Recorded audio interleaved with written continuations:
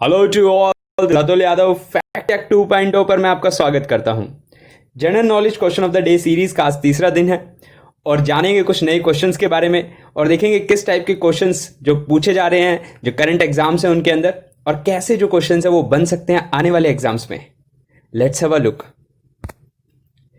देखिए, सबसे जो क्वेश्चन आया हुआ है एसएससी सीपीओ के अंदर, ये क्वेश्चन आया था, which muscles in the skin contract to make the hairs on your skin stand up straight, goosebumps जिसे कहते हैं गूजबम्स।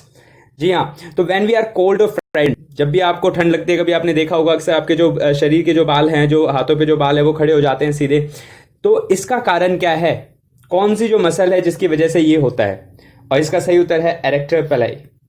एरेक्टर पाइली की वजह से ये होता है। और आपको अगर मैं इस पिक्चर के द्वारा समझाना चाहूँ तो आपको बहुत क्लियरली ये समझ में आ जाएगा। बिल्कुल इजी चीज़ है। देखिए, ये जो हेयर है हमारे पास यहाँ पे, ये जो बाल है, ये एपिडर्मिस है हमारी। सबसे स्किन की जो सबसे भारी लेयर होती है उसे बोला जाता है एपिडर्मिस। और ठीक उसके नीचे एपिडर्मिस की दूसरी लेयर होती है डर्मिस, और वहां पर ये प्रेजेंट होती है मसल जिसका नाम है एरेक्टर पाइली।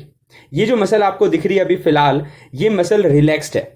जैसे ये मसल जो है वो टेंस्ड होती है, टेंस्ड होने की वजह से क्या होगा, अभी फिलहाल मसल रिलैक्स है, रिलैक्स की वजह से इसकी दूरी जो जिससे वो हेयर से टच रहती है वो काफी ज्यादा है। जैसे ये कॉन्ट्रैक्ट करेगी, कॉन्ट्रैक्ट करने की वजह से क्या होगा, ये जो हेयर है वो सीधा जो है स्ट्रेट हो जाएगा, और इसी को बोला जाता है गूज बम्स। तो ये जो गूज बम्स आपको मिलते हैं उसका मेन रीजन क्या है? एरेक्टर पाइली। ये जो एरेक्टर पाइली मसल है, इसकी वजह से, इसके कॉन्ट्रैक्ट की वजह से गूज बम्स होते हैं शरीर के अंदर। कुछ और इसी तरीके के इंटरेस्टिंग क्वेश्चंस को जानेंगे और देखेंगे कि कैसे क्वेश्चंस आ सकते हैं और एग्जाम में। देखिए, नेक्स्ट जो क्वेश्चन बन सकता है कि इसी के अगर मैं तीन ऑप्शन के बारे में डिस्कस करूं, आपके पास यहां पे तीन ऑप्शन दिए हुए हैं, इलास्टिन, एपिडर्मिस और कोलेजन। इन तीनों ऑप्शंस को भी हम डिस्कस करेंगे और देखेंगे क्या इनसे भी क्वेश्चन पूछे जा सकते हैं और क्या क्या क्वेश्चन बन सकते हैं इन तीनों ऑप्शन से। सबसे पहले देखते हैं कि which protein helps skin to return to its original position. आपने कभी अपने आप को पिंच किया होगा और पिंच करने के बाद देखा होगा कि वापस से स्किन उसी पोजीशन में चली जाती है। जब कोई आपको पॉक करता है, पिंच करता है, तो वापस से स्किन थोड़ी देर बाद उसी सेम में पोजीशन में चली जाती है। उसका कारण क्या है? कौन सा प्रोटीन हेल्प करता है स्किन को ऐसा करने में? और उसका नाम है इलास्टिन। इलास्टिन करता है, हेल्प करता है स्किन को कि वो अपनी ओरिजिनल पोजीशन में वापस रिटर्न कर जाए।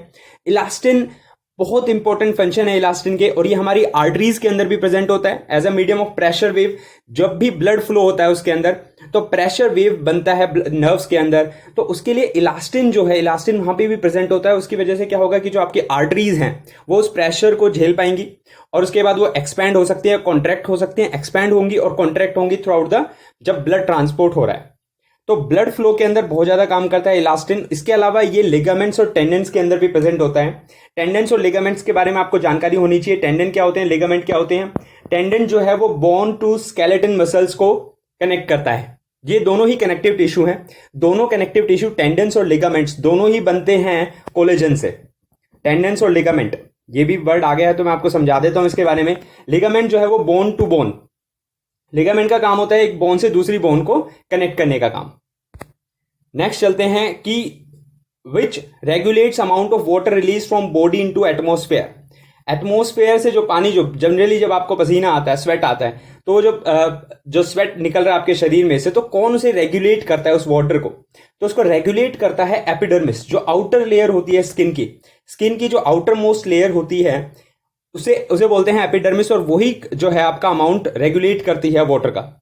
तो ये एक बैरियर भी प्रोवाइड करते हैं एपिडर्मिस की। अगर मैं बात करूं तो और इंपॉर्टेंट इसके अंदर ये आ सकता है कि एपिडर्मिस जो है एक बैरियर प्रोवाइड करता है इन्फेक्शन, जो भी इन्वायरमेंटल पैथोजेंस है। इन्वायरमेंटल पैथोजेंस बोले तो जो भी बैक्टीरिया, फंगस जो इन्वायरमेंट के अंदर हैं वो आपके शरीर में ना जाएं, उसके लिए एक बाहरी जो लेयर है शरीर की, जो आपसे बाहरी जो परत है एपिडर्मिस, वो आपको प्रोटेक्ट करती है जो बाहरी पैथोजेंस है, इन्वायरमेंटल पैथोजेंस है। इसके अलावा वो रेगुलेट करती है अमाउंट ऑफ वाटर रिलीज, जो आपके शरीर से पानी रिलीज होता है उसे भी रेगुलेट करती है।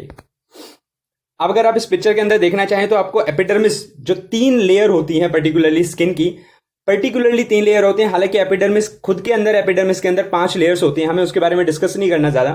तो मैं आपको मोटा मोटा बता देता हूं कि एपिडर्मिस, उसके बाद नेक्स्ट जो लेयर होती है स्किन की उसको बोलते हैं डर्मिस, और जो नेक्स्ट है उसे बोलते हैं हाइपोडर्मिस।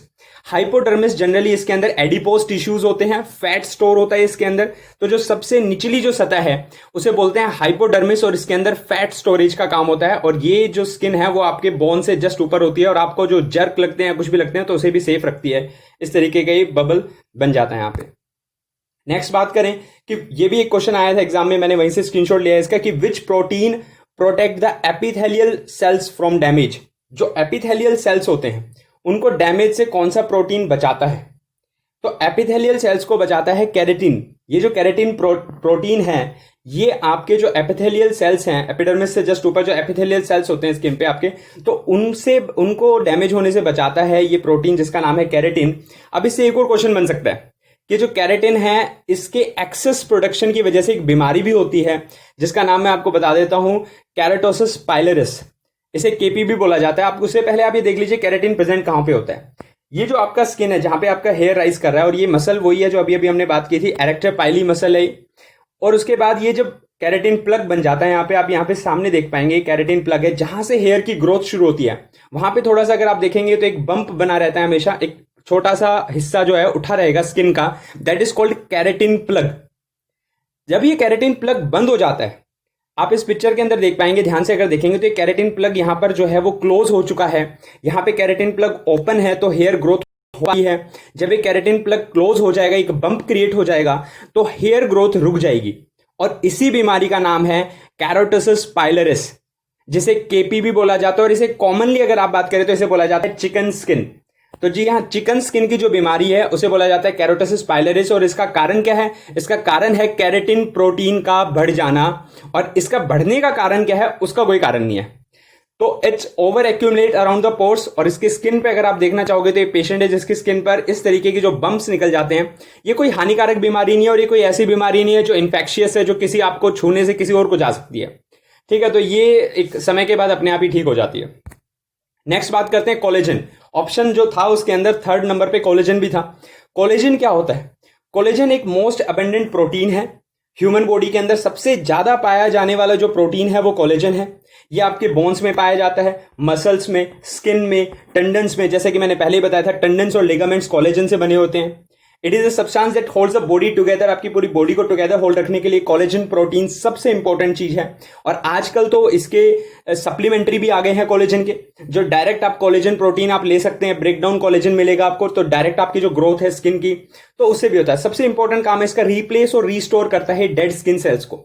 जो आपकी डेड स्किन सेल्स हैं उनको रिप्लेस करना और रीस्टोर करना, ये काम है कोलेजन का। इसका मतलब आप जवान दिखेंगे अगर आप कोलेजन का सप्लीमेंट अगर आप कोई लेते हैं, तो उसको अगर पिक्चर के माध्यम से समझना चाहें तो आप यहां देख सकते हैं कि ये है यंगर स्किन और ये है ओल्डर स्किन। यंगर और ओल्डर स्किन के अंदर आपको जो व्हाइट कलर का जो स्ट्रेन दिख रहा है, दिस इज कॉल्ड कोलेजन। ये जो व्हाइट प्रोटीन है, ये जो व्हाइट जो स्ट्रिप दिख रही है आपको लंबी लंबी, इसे बोलते हैं कोलेजन। और जैसे जैसे उम्र बीतती जाएगी होगा क्या, ये जो कोलेजन है वो ब्रेक डाउन होता जाएगा। कोलेजन की प्रोटीन की मात्रा आपके शरीर में कम हो जाएगी और इसकी वजह से ये जो स्किन को जो मिल रहा था, जो हार्डनेस, यहाँ पे जो स्टिफनेस था, इसकी वजह से स्किन स्ट्रेट थी, वो यहां पर आके स्किन के अंदर क्या हो जाएंगे, डीप रिंकल्स बनना शुरू हो जाएंगे एपिडर्मिस के अंदर। और इसका मुख्य कारण क्या है? कोलेजन का ब्रेकडाउन होना, कोलेजन का कमी होना। जैसे जैसे उम्र बढ़ती जाएगी कोलेजन की कमी आपके अंदर देखी जाएगी। इसके लिए बहुत सारे आजकल तो सप्लीमेंट्स बन चुके हैं कोलेजन के, जो कि आप ले सकते हैं। नेक्स्ट जो मोस्ट इंपॉर्टेंट क्वेश्चन आया हुआ है एसएससी के अंदर भी और भी डिफरेंट गवर्नमेंट जॉब एग्जाम्स में आता है, प्रोलैक्टिन और ऑक्सीटोसिन। इन दोनों से रिलेटेड बहुत ज्यादा कंफ्यूजन रहता है बच्चों को कि प्रोलैक्टिन और ऑक्सीटोसिन में डिफरेंस क्या है। और ऑप्शन में दोनों ही दिए रहते हैं और दोनों का काम है मिल्क प्रोडक्शन से, दोनों रिलेटेड है। तो इनको जानेंगे कि इसके बीच का रियल जो डिफरेंस है वो क्या है। प्रोलैक्टिन और ऑक्सीटोसिन को समझने के लिए आपको इसे डायग्राम को अच्छे से देखना पड़ेगा और समझना पड़ेगा। इस डायग्राम में अगर आप देखेंगे तो ये जो बेबी है वो ब्रेस्ट फीडिंग करा रही है जो मदर बेबी को, तो वहां पर ही दोनों हार्मोन्स का रोल शुरू हो जाता है। प्रोलैक्टिन का काम है मिल्क प्रोडक्शन का और ऑक्सीटोसिन का काम है मिल्क के लेट डाउन का। दैट मीन्स मिल्क के एजुकेशन का जो काम है, मिल्क को बाहर निकालने के लिए जो हार्मोन लगता है वो है ऑक्सीटोसिन। और मिल्क को पैदा करने के लिए जो हार्मोन लगता है, मिल्क प्रोडक्शन के लिए, जो मां के अंदर जो मिल्क प्रोड्यूस होता है ब्रेस्ट के अंदर, उसके लिए हार्मोन होता है प्रोलैक्टिन। इसको जानेंगे। देखिए होता क्या है, जब बेबी जो है मदर के ब्रेस्ट के पास आता है, निपल को जब सक करता है तो उससे होगा क्या, स्टिमुलेशन होगा बॉडी के अंदर। निपल के थ्रू जो स्टिमुलेशन होगा, वो बेबी सकलिंग की वजह से जो स्टिमुलेशन पैदा होगा, वो सेंसरी न्यूरॉन्स के द्वारा सीधा जाते हैं हाइपोथैलेमस के पास। हाइपोथैलेमस ब्रेन का एक पार्ट है, उसके पिट्यूटरी ग्लैंड सिचुएटेड है। और फिर उसके बाद हाइपोथैलेमस के पास मैसेज जाता है और हाइपोथैलेमस मैसेज को स्टिमुलेट करता है आगे पिट्यूटरी ग्लैंड को। पिट्यूटरी ग्लैंड के दो हिस्से होते हैं। आप सेकंड नंबर पे अगर यहां देखेंगे तो पिट्यूटरी ग्लैंड के दो प्रकार होते हैं, इसे बोलता है पोस्टीरियर पिट्यूटरी और interior pituitary, anterior pituitary.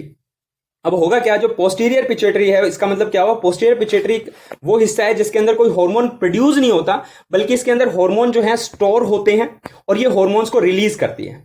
Hypothalamus यहां पर पोस्टीरियर पिट्यूटरी के अंदर ऑक्सीटोसिन जो है वो स्टोर करता है, और ये ऑक्सीटोसिन और एंटीरियर पिट्यूटरी से निकलता है प्रोलैक्टिन। तो प्रोलैक्टिन और ऑक्सीटोसिन हाइपोथैलेमस जो है पिट्यूटरी ग्लैंड को ऑर्डर करता है कि भाई साहब अब जो है आपने ऑक्सीटोसिन और प्रोलैक्टिन छोड़ना है, क्योंकि सेंसरी नर्व्स के द्वारा मैसेज आया है कि बेबी ने जो है वो निपल को सक किया है। तो उसके बाद ये जो हार्मोन्स हैं वो रिलीज होते हैं, और इन हार्मोन्स के रिलीज होने की वजह से ऑक्सीटोसिन तो क्या करता है कि मिल्क को लेट डाउन शुरू करता है, और प्रोलैक्टिन जो है मिल्क का प्रोडक्शन शुरू करता है। तो ये दोनों मेरे हिसाब से आपको क्लियर हो गए होंगे। नेक्स्ट, थैंक्स फॉर वॉचिंग, और डू शेयर, कमेंट, लाइक और सबसे जरूरी सब्सक्राइब करना ना भूलें। और अगर आपको ये वीडियो पसंद आई है तो शेयर जरूर करें। Bye bye, take care, have a nice day.